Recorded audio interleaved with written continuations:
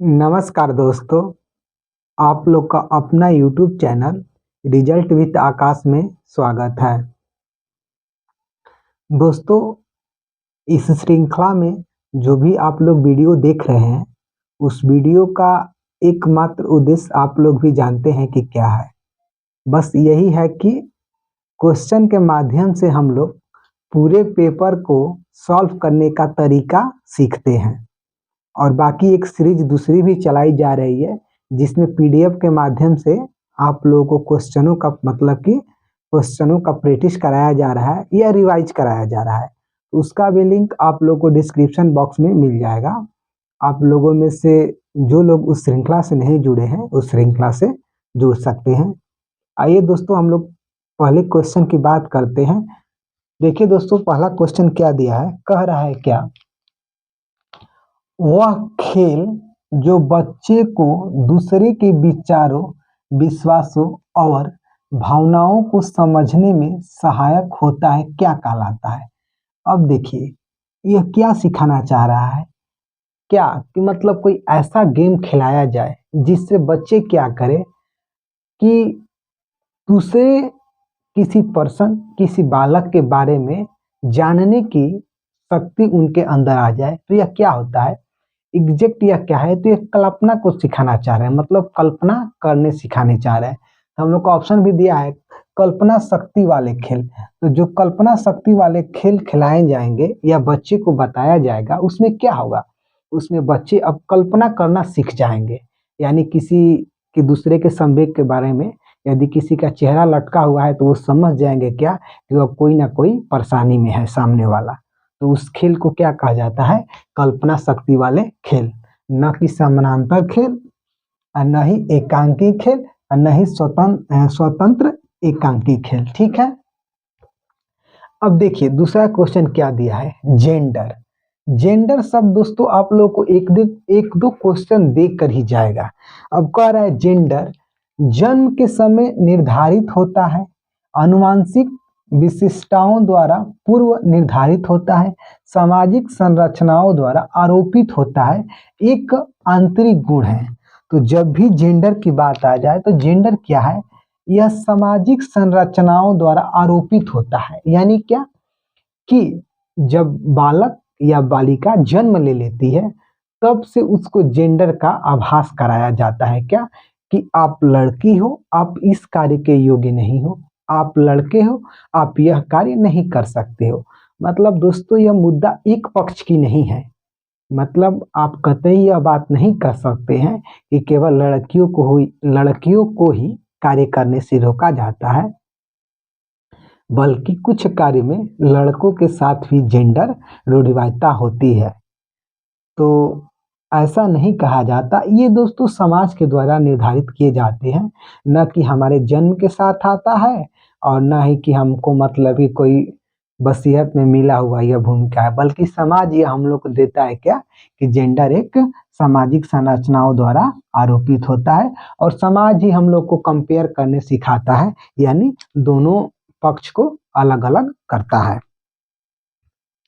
वैसे ही देखिए दोस्तों, एक अगला क्वेश्चन क्या दिया है, एक वर्ग का परिमाप 48 सेंटीमीटर है।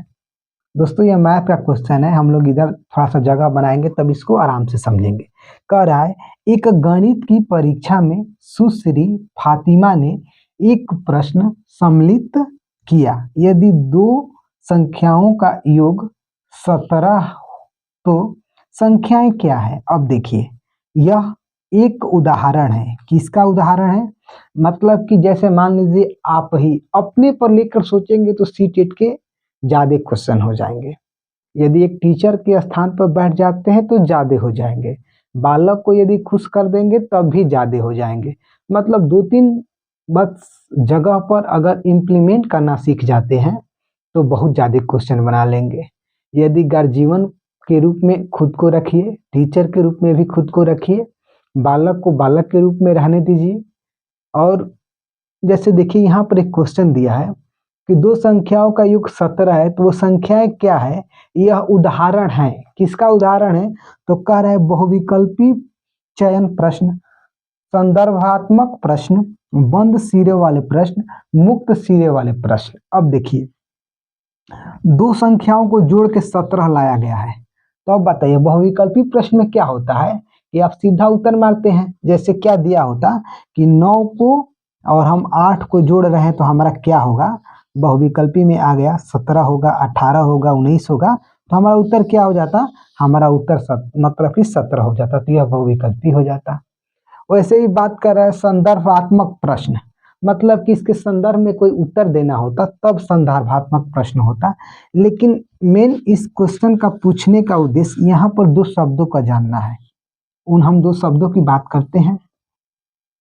पहला शब्द क्या है, बंद सिरे वाला प्रश्न। बंद सिरे वाला प्रश्न का मतलब क्या है, जैसे मैं आप लोग से पूछूं 4 गुणे 3, तो आप लोग क्या कहेंगे, 12 कहेंगे। मैं बोलूं 8 धन 9, तो आप लोग क्या कहेंगे, 17 कहेंगे। वैसे ही मैं बोलूं 3 गुणे 5, यह बात आप किसी से भी पूछिए, मतलब कि खुद से भी पूछिए, 2-3 अपने सहपाठियों से भी पूछिए, तो सबका उत्तर एक ही आएगा, क्या, 15 ही आएगा। ये नहीं है कि कोई दूसरा यहाँ पर कोई कुछ और उत्तर दे सकता है। तो यह क्या है, ये बंद सिरे वाले प्रश्न है। यानी क्या है, यानी अभिसारी है, अभिसारी है, बात को समझना है, ठीक है। अब देखिए मुक्त सिरे वाले कैसे हैं। अब देखिए कह रहा है कि दो संख्याओं का योग। अब देखिए इसको समझते हैं, मुक्त सिरे वाला मैं बोलता हूं कि 20, जैसे 20 किन संख्याओं के गुणा से बना है, तो देखिए कैसे मुक्त वाला है। मुक्त वाला है कि आप कह सकते हैं, क्या कह सकते हैं कि मैं 2 में 10 से भी गुणा करके 20 बना दूंगा, 4 में 5 से भी गुणा करके 20 बना दूंगा, फिर 5 में 4 से गुणा करके भी 20 बना दूंगा। ऐसे मतलब कि तमाम संख्याओं का गुणा 20 हो सकता है। दशमलव में भी आप गुणा कराएंगे, कुछ कम करके कुछ ज्यादा करके, तो उसमें भी 20 उत्तर बन जाएंगे। यानी क्या है, यह ओपन है। वैसे ही कह रहा है क्या कि दो संख्याओं का योग 17 है। अब देखिए कितना है, 17 है। तो यह आप 2-3 लोगों से बात पूछिए कि 17 दो संख्याओं का योग है, तो देखिए वो संख्याएं क्या क्या है, तो सब कोई अपने मन से उत्तर देगा। कोई कहेगा कि 10 और 7 हो जाएगा, फिर कोई कहेगा कि नहीं 15 और 2 हो जाएगा, फिर कोई कहेगा कि नहीं 8 और 9 हो जाएगा। तो ऐसे इसके तमाम उत्तर हो जाएंगे। कोई कहेगा कि 8 + 9 हो जाएगा, कोई कहेगा 10 + 7 हो जाएगा, कोई कहेगा 15 + 2 हो जाएगा, कोई कहेगा 14 + 3 हो जाएगा। तो ऐसे इसके मतलब कि बहुत सारे उत्तर बन जाएंगे। तो यह क्या होगा, यह मुक्त सिरे वाले प्रश्न होगा, यानी अपसारी होगा। क्या होगा, अपसारी क्वेश्चन होगा। क्या होगा, तो अपसारी होगा। तो हम लोग का ऑप्शन नंबर डी इसका उत्तर हो जाएगा। आइए फिर हम लोग आगे बात करते हैं। दोस्तों आप लोगों में से जिन्होंने अपने चैनल को सपोर्ट नहीं किया है, तो आप लोग सपोर्ट कर दीजिए। और आप लोग जानते हैं कि आप लोग का सपोर्ट क्या है, लाइक करिए, सब्सक्राइब करिए और शेयर करिए। आइए दोस्तों हम लोग आगे बात करते हैं। देखिए अगला क्वेश्चन क्या दिया है, कह रहा है गणित शिक्षण में सांप और सीढ़ी के खेल का उपयोग अत्यधिक उपयुक्त होगा उन अवधारणाओं को विकसित करने के लिए जो संबंधित है। किससे संबंधित है यह भरना है। अब देखिए हम लोग जब छोटे थे, आप लोग भी खेले होंगे सांप सीढ़ी वाले खेल। जैसे ही हम लोग ऊपर जाते थे तो पता चला कि सांप काट दिया, तो फिर नीचे आ जाते थे। और जो हम लोग के पीछे रहता था वह क्या चला जाता था, तो वह ऊपर चला जाता था। तो इस प्रकार के खेल में हम लोग क्या सीखते थे कि देखिए 1 से चलकर 100 पर जाना होता था। मान लीजिए कहीं बीच में सीढ़ी मिल गई तो एक ही बार में हम कुछ संख्याओं को छोड़कर ऊपर चले जाते थे। कहीं पर सांप काट दिया तो उसके पूंछ पे फिर हम लोग आ जाते थे। तो यह किसका खेल था, तो यह संख्याओं का खेल था। किसका खेल था, तो यह संख्याओं की समझ को विकसित करता है। तो मापन का नहीं है बल्कि यह संख्याओं का खेल है। यह खेल सब लोग खेले हैं। आइए फिर हम लोग आगे बात करते हैं। कह रहा है क्या, वातावरण को बचाने की आवश्यकता के लिए हुई कई आंदोलन को समर्थन मिला है।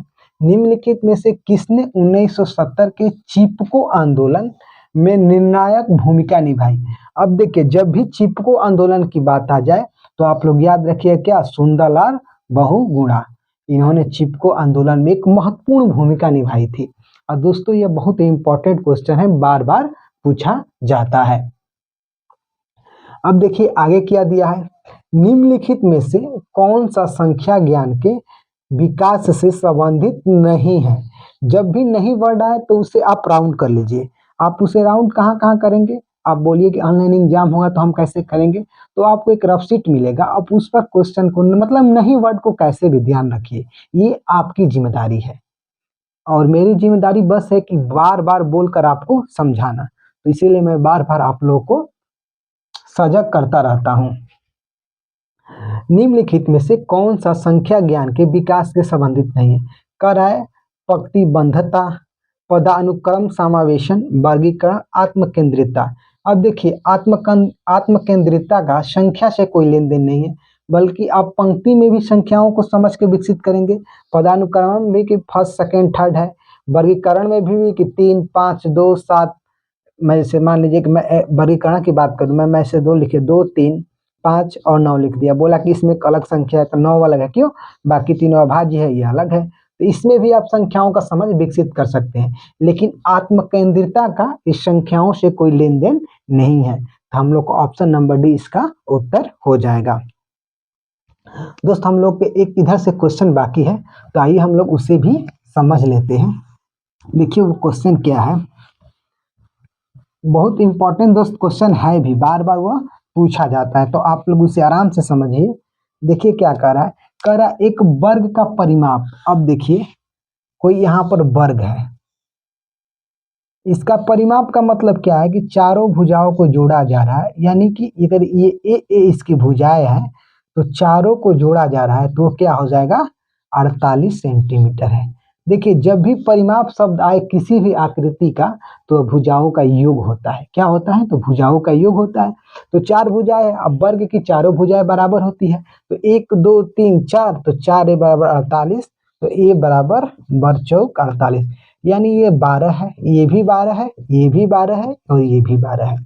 ठीक, एक आयत का परिमाप इस वर्ग के परिमाप के बराबर है। अब देखिए आयत का परिमाप क्या होता है, तो आयत में क्या होता है कि दो भुजाएं आपस में बराबर होती है, मतलब ये और ये। ठीक, कह रहा है आयत का परिमाप वर्ग के परिमाप के बराबर है। तो आयत का परिमाप हम लोग जानते हैं 2 कोष्ठ में लंबाई धन चौड़ाई बराबर क्या है, 48 है। तो अब बताइए ये 2 से भागा देंगे तो हम लोग क्या हो जाएगा, लंबाई धन चौड़ाई बराबर 24 दूनी का 48। अब देखिए क्या है, आयत की लंबाई आयत की चौड़ाई से 4 सेंटीमीटर अधिक है, आयत की लंबाई चौड़ाई से 4 सेंटीमीटर अधिक है, यानी अगर चौड़ाई हमारा x है तो लंबाई x प्लस 4 है।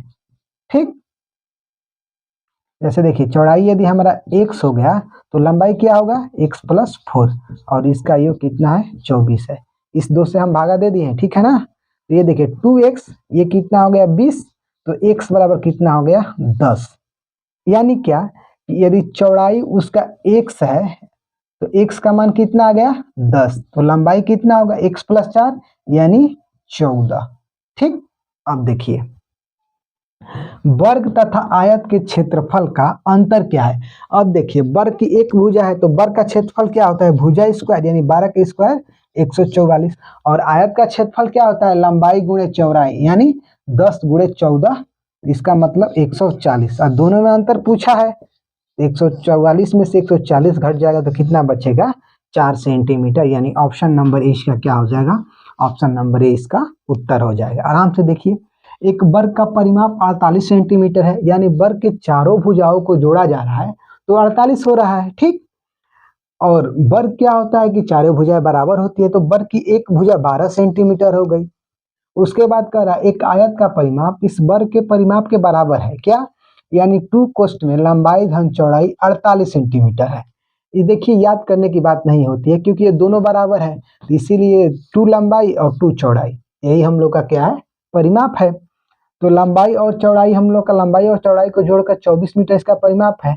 तो चौड़ाई x है तो लंबाई कह रहा है कि चौड़ाई से 4 सेंटीमीटर अधिक है, यानी कि x बराबर 10 सेंटीमीटर अगर चौड़ाई हो गई तो लंबाई 14 सेंटीमीटर हो गई।